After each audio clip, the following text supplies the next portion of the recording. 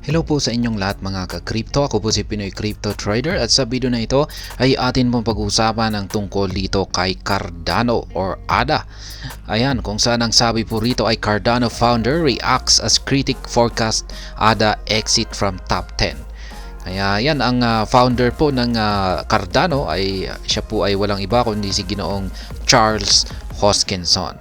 At hindi daw po niya napigilang magkaroon ng reaction dahil sa inilabas ng isang critic yan tungkol dito kay ADA na ito raw po ay matatanggal sa top 10 na ranking ng bilang valuable cryptocurrencies. Yan, top 10 most valuable cryptocurrencies. Kasi ayan, kabilang po kasi siya sa top 10 na ito.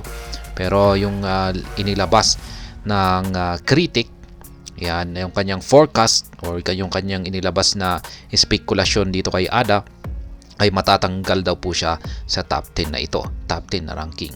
Kaya yan, syempre mapapareact at mapapareact po itong founder ni Cardano na si Ginoong Charles Hoskinson kasi sobrang napaka-vocal po talaga niya. Kaya yan, bago po tayo magpatuloy para alamin natin kung ano yung naging reaction ni Ginoong Charles Hoskinson ay nais ko lamang po munang bigyang linaw ang aking disclaimer kung saan ang nilalaman po ng video na ito ay hindi po ito isang financial advice. For education and information purposes lamang po ang layunin nito. Maliban po dito ay nais ko na rin pong magbigay babala na wala pong kahit anumang group chat ang Pinoy Crypto Trader. At ayan, ang sabi po rito ay Cardano founder Charles Hoskinson has reacted to a bold projection suggesting ADA could lose its position in the top 10 ranking of the most valuable cryptocurrencies. Kaya yan nga yung sinabi ko kanina. Kaya kasali po kasi itong si Cardano sa kinikilalang top 10 na most valuable cryptocurrencies. Kaya ayan ay mayroon pong isang critic ang naglabas ng hindi magandang forecast tungkol dito kay ADA or Cardano na siya raw ay matatanggal dito sa top 10 na ranking na ito. Kaya ayan, syempre pagdating sa mga ganitong bagay ay talagang mapapareact po itong si Ginoong Charles Hoskinson, ang founder po ng Cardano. Bitcoin aficionado Eric Wall took to X to issue his prediction for what the year holds for the crypto scene. One of these predictions is ADA's departure from its position among the largest crypto asset. Kaya yan yung critic po na naglabas ng kanyang forecast dito kay Cardano na matatanggal daw po ito sa kanyang top 10. Yan, pagiging sa kanyang bilang isang kasali sa top 10 most valuable cryptocurrencies ay walang iba kundi ang Bitcoin aficionado na si Eric Wall. Ayan, inilabas po niya ito or ipinahayag po niya ito sa kanyang X account. Kaya ayan, Eric Wall boldly asserted that Polygon's Matic token, currently at position 14, would ascend in the rankings and supplant Cardano. This negative projection did not sit well with Cardano community members. Kaya yan, ayon po sa prediction ni Ginoong Eric Wall ay si Matic token daw po, si Matic Polygon. Yan, native na token ni Polygon itong si Matic. At siya raw po ang parang sa ngayon ay siya po yung nasa top 14. Ayan, ngayon ay ayon po kay Ginoong Eric Wall ay siya raw po yung papalit dito kay Cardano. Ayan, papalitin daw po niya. Si Cardano babagsak po siya sa top 10. Tapos papalit po itong si Matic. Kaya ayan, dahil po sa inilabas na forecast dito ni Eric Wall ay marami pong mga Cardano community members ang hindi po nila nagustuhan ito.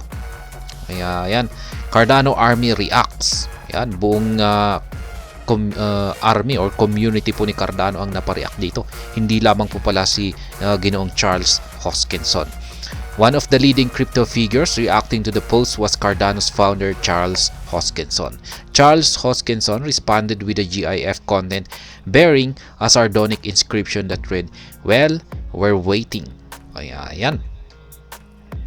Kaya syempre kung pag-aalamin po natin lahat ng mga reaksyon ng buong community ni Cardano ay syempre napakarami po niyan.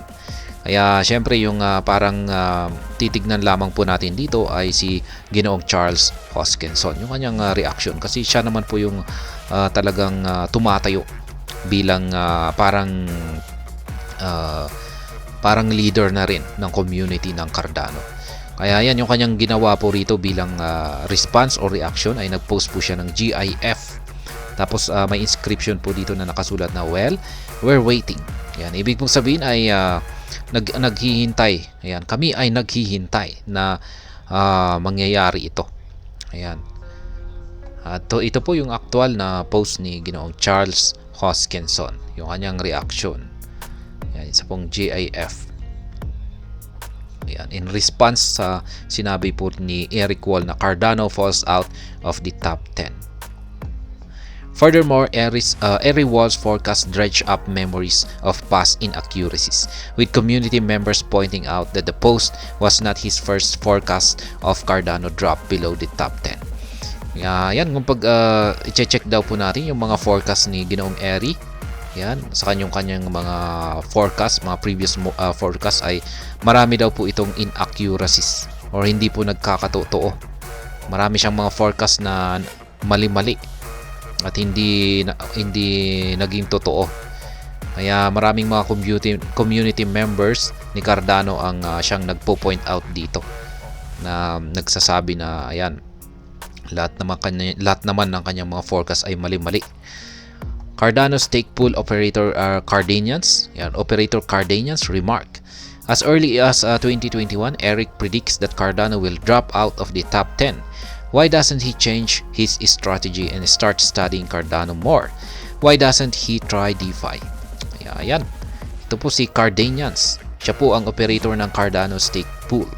At naglabas po siya ng kanyang statement dito kay Eric. Ayan, sabi niya ay noong taong 2021 pa ay naglabas din ng ganitong prediction itong si Eric dito kay Cardano, nababagsak daw po siya sa top 10. Pero wala pong ngayon ay 2024 na at nananatiling nasa top 10 pa rin itong si Cardano.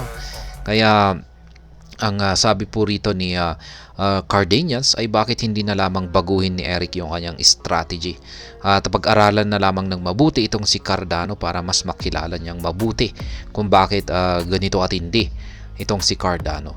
Kaya at bakit siya tinuturing na isa sa mga kasali sa mga top 10 na most valuable cryptocurrencies. At maliban po rito ay nagbigay siya ng suggestion na bakit hindi na lamang niya subukan ang DeFi.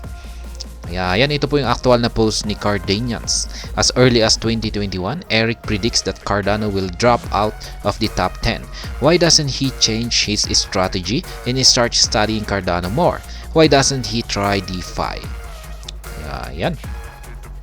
For instance, in his 2023 crypto forecast, Eric Wall asserted ADA would finally drop out of the top 10. Evidently, this dream has failed to materialize. Yan. Hindi lamang po nung 2021, ganun rin po pala yung kanyang inilabas na forecast dito noong 2023 na finally, ayan, sa wakas ay babagsak na raw or mawawala na raw sa top 10 itong si Cardano. Ngunit hindi po ito naganap. Meanwhile, some Cardano enthusiasts like Albert Fegali on Platform X conveyed that ADA temporarily losing its top ranking position would neither surprise nor disappoint them. Kaya meron din pong isang Cardano enthusiast na si Albert Fegali ang naglabas ng kanyang statement dito sa platform na X. At sabi po niya ay posibleng si Cardano ay posible po siyang bumagsak muna sa top 10 na ranking position. At pero temporary lang daw naman po. Ayan, at ito ay magdudulot ng disappointment daw sa marami. Or surprise or disappointment. Pero temporary lang naman po yan. Cardano dropping out of the top 10. According to data from market tracking resources, ADA ranks 8 with a valuation exceeding $18.37 billion. Cardano is at least $5 billion above its closest contender, Avalanche or Avax. Kaya yan po yung kasalukuyang ranking ni ADA sa top 10 most valuable cryptocurrencies.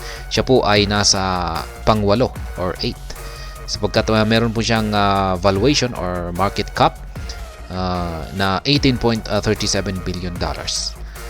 Ayan, yung top 7 po ay si Avalanche or Avax.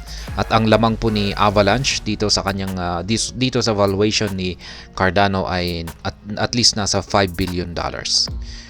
And considering ADA's current valuation, falling below the top 10 necessitates that asset to lose about $9 billion to match the market cap of Tron, which is at position 11.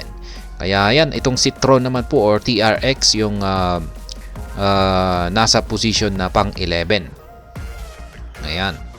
Kaya sayang, napakalapit po niya sa top 10. Ngayon, kung si Cardano or si ADA ay babagsak po siya sa top 10 at sabihin natin ay mapupunta po siya sa 11, yan, sa rank na 11, ay ang mangyayari po rito ay kailangan po na mabawasan ng 9 billion yung kanyang valuation. Kaya yung 18.37 billion dollars na ito na kanyang kasalukuyang valuation ay kailangan po na mabawasan ng 9 billion para siya po ay mapunta sa top 11. At press time, ADA stands at the 12 most traded tokens in the last 24 hours. Whether Aries wool bleak projection would materialize, this time remains to be seen. Ayan. Wala pong nakakaalam kung magkakatotoo yung forecast ni Aries Wall. Yan, pero hindi po natin alam maski yan nga, hindi natin alam kung anong mangyayari sa hinarap. At posibleng mangyari po yung hindi natin inaasahan. Pero ayan po yung kaganapan ngayon dito sa community naman ng Cardano. Yan, may isang critic na si Eric Wall ang naglabas ng kanyang forecast na malalaglag daw sa top 10 itong si Cardano. Top 10 bilang most valuable cryptocurrencies. At sa kasalukuyan ay siya po yung top 8. Yan, kung mawawala daw po siya rito ayon sa isang kritiko. At yan, syempre, hindi napigilan na mapareact ang community ni Cardano, lalong-lalo na ang Cardano founder na si Ginoong Charles Hoskinson. At ayan, hanggang dito na lamang po tayo sa video na ito. Sana po ay inyong nagustuhan ang aking paliwanag dito. Kung inyo po itong nagustuhan ay pag-click lamang po ang like button nito. Para naman po sa mga bago lamang dito, kayo po ay aking inaanyayahan para mag-subscribe.